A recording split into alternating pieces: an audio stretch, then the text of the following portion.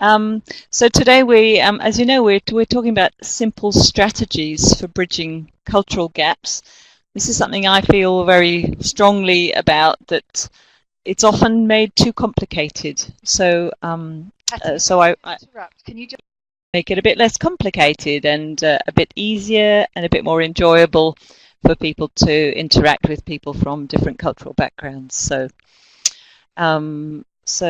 now a bit of a slide. So yes, bear with me one second. So okay, so I'm trying to make this, as Kathy said, as interactive as possible. So I'll be asking for various shows of hands and contributions from you.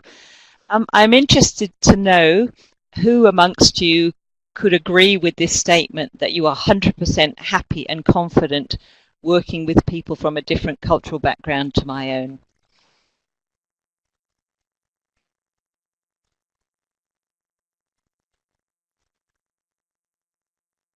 Okay, so we've got more enough everyone there, and nearly 60% saying yes, and another sort of 40% saying no, not really. So I'm really interested to know the people who've said yes. Would you like to just write quickly in the chat box the reason why you feel so confident? Is it because your language skills are so finely tuned, or is it because you feel that you completely understand the values of the culture that you're now working in?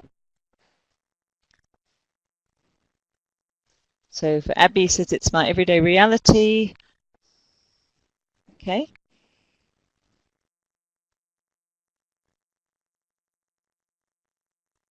Yeah, so I've taught English for 20 years. So excellent. So I mean, it's interesting. I lived in Australia for 24 years, and I still don't think I fully understood the Australian culture. So and although, like you, Fraser, I grew up as a third culture kid, growing up in Belgium and America. So and often I do feel 100%, but what I find is that sometimes I feel 100%, but there are other situations when I just don't. So yes, as you say, living in lots of different countries, being interested in intercultural communication, John, I think that makes you aware of the potential for things, you know, not to be comfortable and not to be easy. So so I think that makes us try harder. In many ways, it's the people who haven't ever experienced that who then find themselves in a situation they don't prepare for and don't anticipate that it might be different. So that's great. Thank you for all those contributions. So why the need for simple strategies? As I said, I think it's often overcomplicated. Generally, there is a lot of focus on the problems of cultural diversity and the heartache that it creates and the misunderstandings and the lack of communication. I went to a CETA conference in Switzerland a couple of weeks ago, and there was a presentation on basically the bad press that intercultural business gets, and somebody had done an analysis of how many magazine articles wrote about the problems and how many wrote about the benefits, and it was really as low as 2% of the articles focused on the benefits. And I think as a result, a lot of people are very anxious about the idea of working across cultures. So I want to sort of help people to think about, actually there's a lot of things that you can do that are not difficult to put into place and which will enable you to find this whole cross-cultural exchange more relaxing and more enjoyable, and ultimately allow you to really benefit from the advantages of cultural diversity. So the need, for, as I said, the need was because I felt that it was all just a bit too complicated. So about 18 months ago, I wrote a book called Cultural Chemistry, and the subtitle is Simple Strategies for Bridging Cultural Gaps. And it explores a lot of cultural differences, tells lots of stories about people's experiences working across cultures. But because I was first and foremost a coach, I really needed to have a coaching model that people could use. to help make it stick, if you like. So at the end of each chapter, I go through my model and ask the reader to think about what they would have done in the same situation using the strategies. So the strategy that I came up with was, or the model, I called the 4Rs. And as you can see, so starting at the top, it starts with rewards, then research, reflect, and reach out. And I'm going to be talking you through them all briefly in the next few slides, but our focus today is on the reaching out, because it's on the creating the strategies. So there's all telling you about the strategies that you can use. So the first are rewards. You know, what kind of rewards? They're going to be different for everybody, but as I said, I'm a coach, so I like to start with some goal setting and some setting of intentions. So whether the rewards for you are professional or personal, I think there are multiple, you know, in each case. So, you know, for a start for you personally, it's much less stressful at work and more enjoyable. You can build better relations with your colleagues. You can also create better, longer lasting relations with your clients. So I think there's no doubt that cultural diversity helps people to be better at problem solving and to come up often with more culturally appropriate solutions. So I worked with an American who had been running a public relations office in America, in China. He was American, and they had a new client who was a manufacturer of ice creams, and Richard's solution for getting, or idea for getting some good publicity for his new client, was to give ice cream to children in hospital. And while in America that would have worked really well for him and been a nice sort of gentle good news story, in China he found that people were reluctant to sort of engage with the idea, and nobody really wanted to be the one to kind of work on it.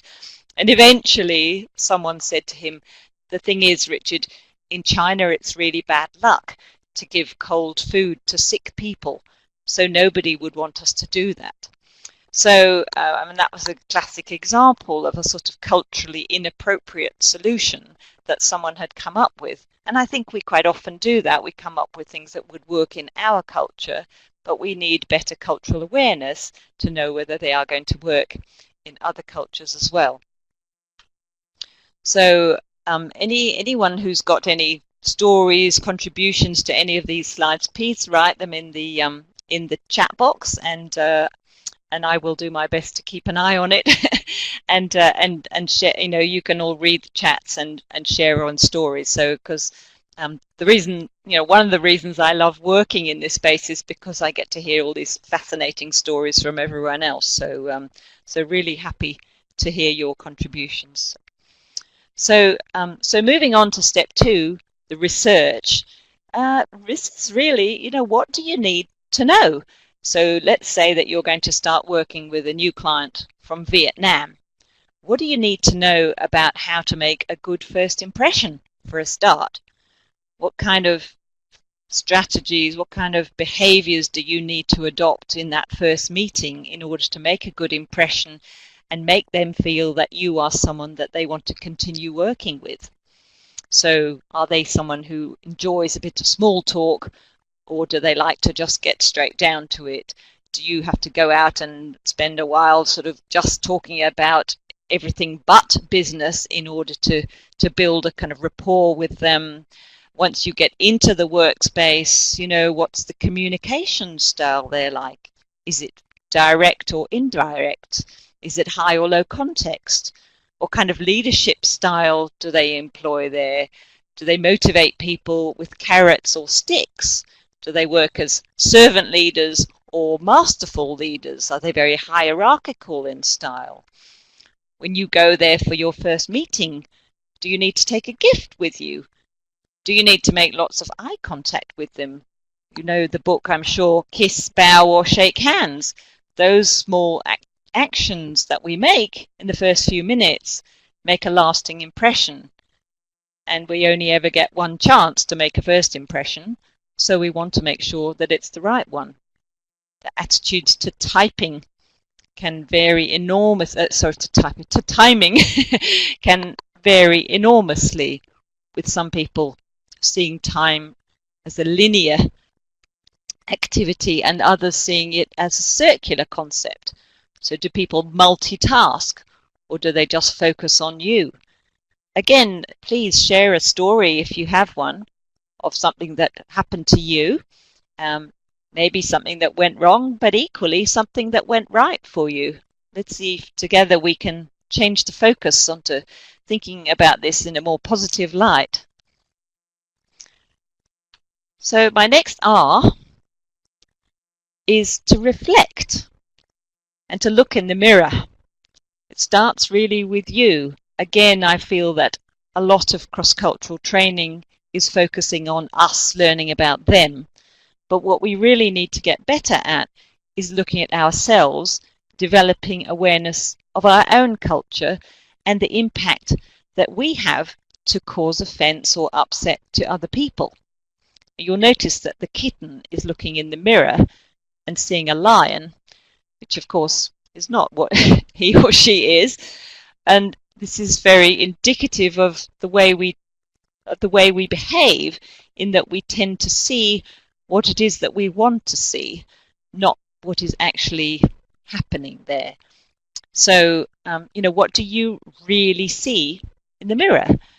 Do you see someone who is really open to learning, or someone who perhaps is troubled with, I'm not sure if that's quite right, but suffers from, do you have a problem with unconscious bias? A lot of people do something called thin slicing, where they take a single behavior out of someone's repertoire, if you like, and use that to tell themselves, that this person is therefore, that type of person. There's a model known as the DIE model, which is description, interpret, and evaluate. And what we do when we use the DIE model, which we often do quite unconsciously, is to describe someone's behavior to ourselves, to interpret that behavior, and then evaluate the person based on that. But the problem is that often we evaluate the person based on our own cultural values. So if, for example, let's hear from you. What are some really simple things that somebody could do that someone else could take in the wrong way? Anyone typing? I'm going to say, for example, I'm just going to start talking about eye contact, for example. So, and hopefully get a few other pointers from you. But eye contact is something that is done very differently in different cultures. So I might think that I'm being very open and friendly and coming across as very honest and transparent when I try to make lots of eye contact with someone. But if they come from a culture where it's disrespectful to make too much eye contact, then they will think that I am perhaps a bit arrogant, a bit overconfident. So with something like that, they might describe the behavior to themselves, interpret it through their own cultural lens, and then think that I am really, not the kind of person that they want to work with. So Alessandra said, talking too much, avoiding others can also, so preventing others from also talking. Yes, that's a great one. And Vanessa says, if someone is direct, we Brits may see that as being rude.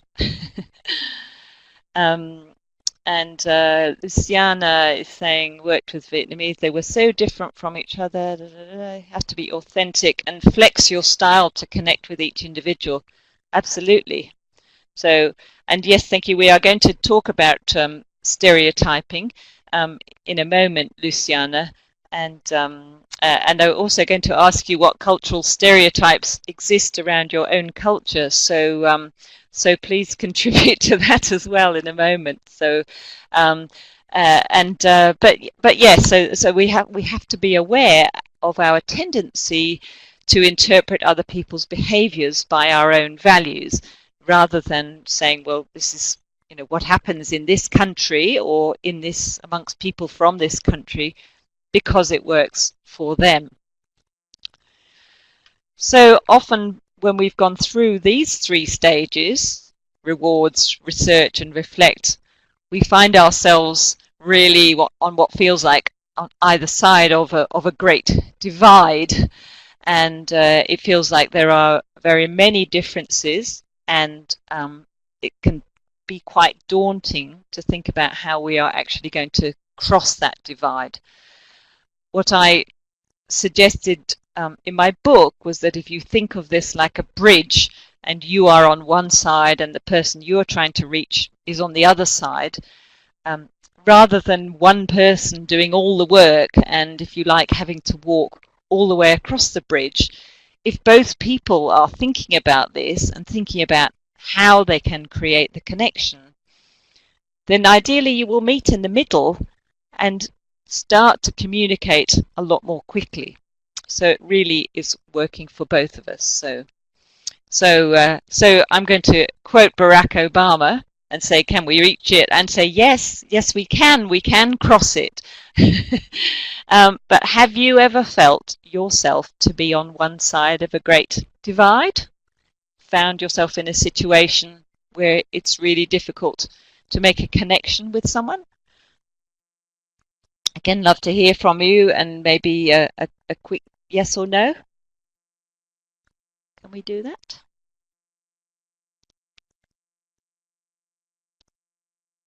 So you just used your hands up button to say yes or no.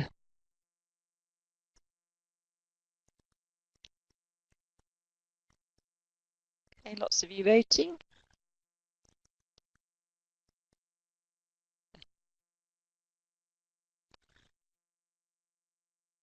Okay, I'm seeing lots of yeses. Yeah, I think if working in that space, it would be very unusual, I think, to ask if that had ever happened, and for everyone to, you know, to say no, I've always been entirely confident. And I think the great thing is hopefully we have all learnt from our mistakes, and we know how to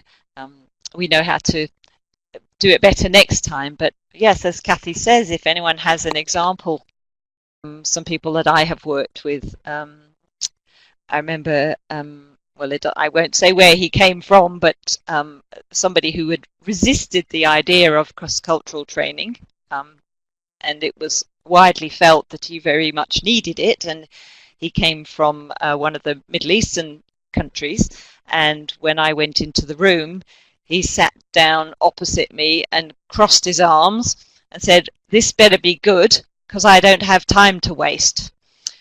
So wasn't the best place to start spending an afternoon with someone. So great sort of contributions here. So thank you for that.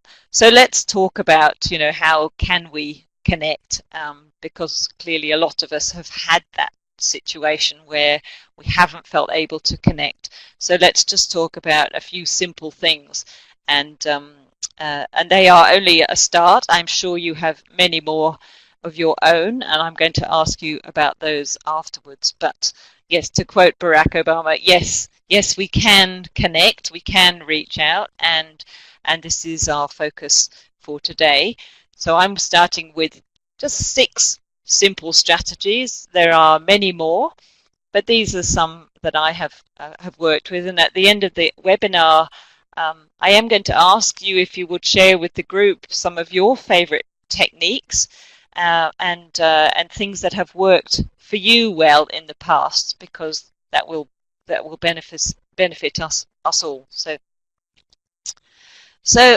the first one that I'd like to talk about is building rapport. And this great picture of David Cameron and Barack Obama just walking along, easily just got into a physical rapport while they are deep in conversation. If you don't know very much about rapport already, I would really recommend you just do a bit of Googling and read about it, because it is the easiest way to create a sense of commonality with somebody. And one of the benefits of it is that it happens a lot at an unconscious level. So people don't think about the fact that, oh, you know, person A is adjusting their behavior to mimic person B. Person B just feels comfortable that things around him or her are more familiar. So there are many types of rapport that you can use. An easy one is a physical matching. So you match to the arm position. So for example, you look at my picture on the webcam, you know, I might sit like this with my chin in my hand, or I might cross my arms or put one arm forward on the desk and cross a right leg or a left leg. And you don't want to make it really obvious that you are copying the person. You don't want it to look like you're mimicking and playing sort of mirror games. But if you slowly adjust your body language, if you like, and your body position to mirror theirs, it does create this sense of commonality. Other things that we can match are our voices. So we can make sure that we speak at the same sort of volume as someone else, using the same sort of tone, using the same sort of speed, allowing the same difference between the time difference between someone asking a question and replying to it. So in many of the Asian cultures, they talk about active listening, and that's really allowing a time for people to think about their answer before they reply. And it shows that you have listened carefully to the person's question and you have really thought about your answer. So it shows a great deal of respect for the person. So in Anglo societies, we tend to speak a little bit like a ping pong match. You know, the ball just goes back, forth, back, forth, back, forth. But if you are talking to someone who takes a long time to answer your questions and who is clearly giving a lot of thought to it, then it's much more polite to them if we do the same thing. So when we start to notice these, we really often start to notice differences. And if we can adjust our behavior to suit theirs, it makes our conversation a lot more comfortable. We can also look at eye contact.